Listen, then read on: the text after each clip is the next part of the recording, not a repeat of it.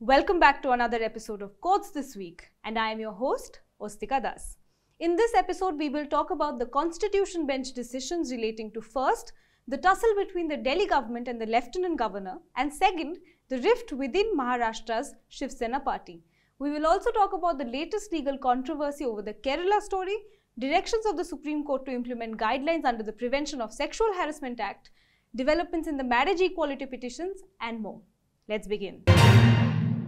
A 5-judge Constitution Bench of Chief Justice D.Y. Chandrachud and Justices M.R. Shah, Krishna Murari, Hema Kohli and P.S. Narasimha delivered 2 key verdicts this week, both having tremendous implications for national politics.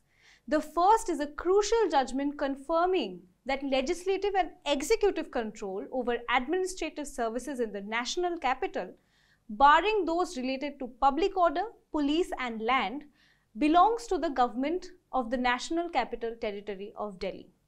This decision comes as a major relief to Delhi's ruling Aam Aadmi Party, which has been engaged in a war of attrition with Lieutenant Governor V.K. Saxena over the division of authority and sharing of power.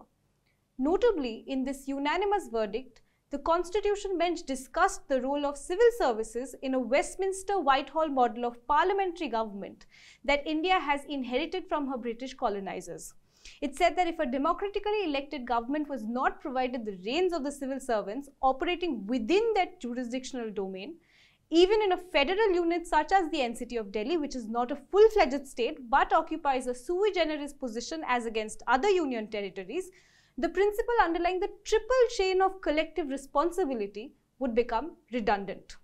Besides this, the Apex Court has also discussed the essential features of Indian federalism and emphasized the importance of ensuring that governance of states is not taken over by the central government. The other verdict delivered by this Constitution Bench relates to the political fallout in Maharashtra. Last year in June, Eknath Shinde, who was the then Urban Development Minister in the Uddhav Thackeray-led Maharashtra government, carried out a coup d'etat against the Chief Minister by consolidating control over 40 of the 55 Shiv Sena MLAs. Eventually, with the support of the Bharatiya Janata Party, Shinde brought down the tripartite Maha Vikas Aghadi coalition government comprising Shiv Sena, Indian National Congress and Nationalist Congress Party. This political fallout led to a gamut of constitutional issues that came to be heard by the Apex Court, which has recently refused to restore Thackeray as the Chief Minister since he had voluntarily resigned without facing a floor test.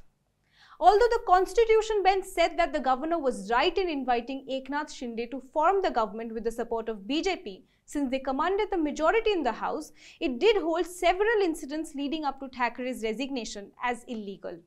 The Apex Court said that it was the political party and not the legislature party that must appoint a whip, and as such, the Speaker's decision to appoint a legislator, backed by Shinde's faction as the whip of Shiv Sena, was held to be illegal.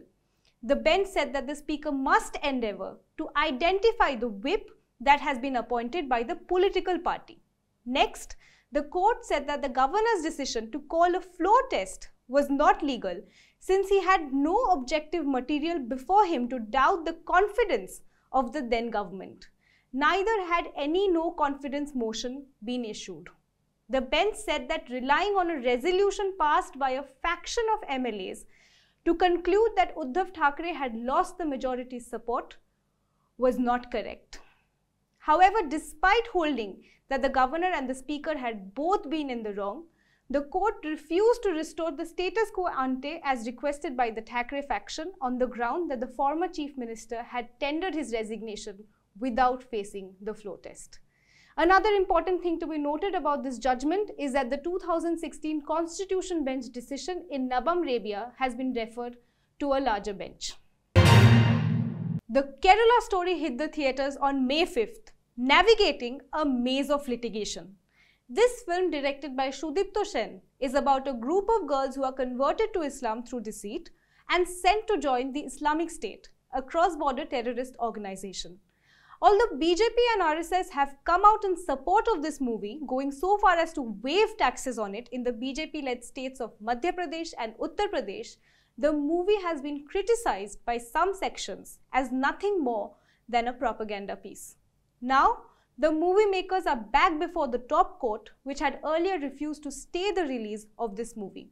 This time, the challenge before a bench headed by Chief Justice D.Y. Chandrachud is against a decision of the Mamata Banerjee-led West Bengal government to ban the movie and a shadow ban that the movie is allegedly facing in the southern state of Tamil Nadu, which is led by Chief Minister M.K. Stalin.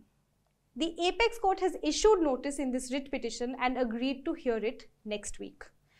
To the Bengal government, the Supreme Court asked why it was not letting the film run in the state when it was running in other parts of the country, even in places with a similar demographic composition as West Bengal. To the Tamil Nadu government, the court asked what specific arrangements had been made by the administration to ensure the safety of moviegoers.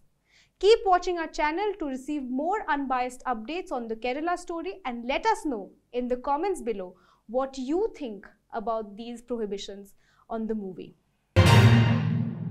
As the restless protest in the national capital intensifies over allegations against Brij Bhushan Sharan Singh of sexual harassment, the top court has expressed its disapproval over what it called serious lapses in the implementation of the Sexual Harassment of Women at Workplace Prevention, Prohibition and Redressal Act 2013.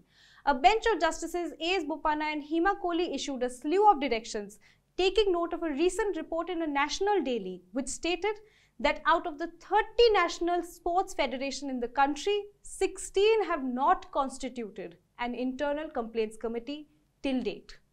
The report also stated that where the committees have been found to be in place, they do not have the stipulated number of members or lack the mandatory external member. Accordingly, the union and state governments and union territory administrations have been directed to ensure that all ministries, departments, government organizations, authorities, public sector undertakings, institutions, bodies, etc. have formed an appropriate committee to deal with grievances related to sexual harassment in the workplace, and that all necessary information relating to these committees have been uploaded on the concerned website.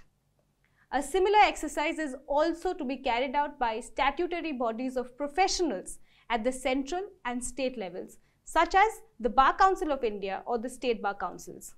Several other directions have also been issued by the Supreme Court bench.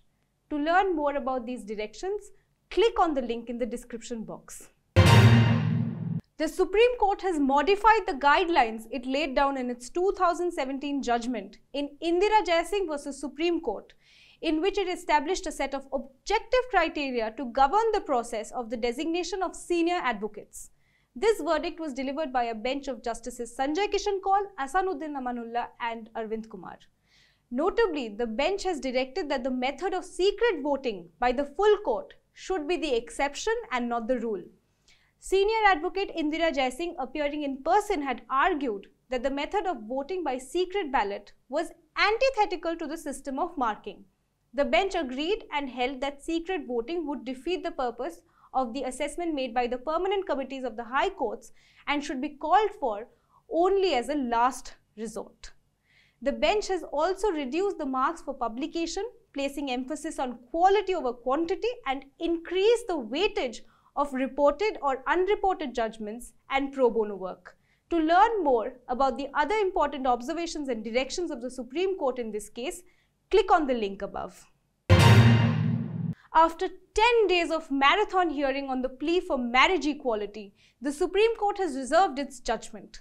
We have heard all shades of arguments, both in favor of recognizing marriage between non-binary, non-heterosexual and transgender couples and against it. You may agree with it, disagree with it, or hold any view about it on the spectrum, but this has been a case that has truly captured public imagination. Under challenge are provisions of the Special Marriage Act, Hindu Marriage Act and the Foreign Marriage Act, to the extent that they do not recognize the union of queer couples as marriage. Right at the outset, the Constitution bench, however, clarified that it would not be touching personal laws and restricted its remit to the Special Marriage Act. Another significant development which took place in this case was the willingness expressed by the union government to consider if certain rights could be conferred upon couples on the LGBTQIA+ spectrum even without formally recognizing their union as marriage. Other than this small concession, the centre has vehemently opposed the petitions on a number of grounds, including that it was something for the Parliament to decide. We have broken down the salient arguments in a detailed video, which you can watch by clicking the link above. Now, we wait with bated breath for the judgment to come. The Supreme Court has dismissed a petition filed by former IPS officer Sanjeev Bhatt seeking to produce additional evidence in a criminal appeal pending in the Gujarat High Court against his conviction and sentence in a 1990 custodial death case. A bench headed by Justice M.R. Shah refused to set aside a High Court order denying Bhatt permission to produce additional evidence. Earlier on the same day, Justice Shah had also rejected an application moved by Bhatt seeking his recusal from hearing the case. Bhatt is an IPS officer of the Gujarat cadre, known for filing an affidavit before the top court regarding the alleged role of Prime Minister Narendra Modi, who was the then Chief Minister of Gujarat, in the 2002 communal riots in the state. Bhatt was dismissed from service in 2015. He has been accused in 2 cases and convicted in one of these. The present case in which Bhatt has been convicted and sentenced to life is regarding the custodial death of one Prabhudas Vaishnani, who was killed in police custody after he was apprehended following a communal riot in Gujarat's Jamnagar. For those of our viewers who are advocates enrolled with any state bar council, you must have thought that the enrollment fee pinched your pocket quite a bit. Although there is no hope for us to get a refund, things are looking up for those who join the profession in the coming years. This is because the Supreme Court is hearing a plea challenging the enrollment fee charged by state bar councils, which can be prohibitively expensive for a large section of people who want to become advocates. A bench headed by Chief Justice Chandrachud expressed their concerns about state bar councils charging so much more than the amount which is prescribed under the Advocates Act, a mere ₹600. The Chief Justice asked how a Dalit student or someone from a rural background, for instance, could afford the thousands of rupees that state bar councils take for enrollment of advocates.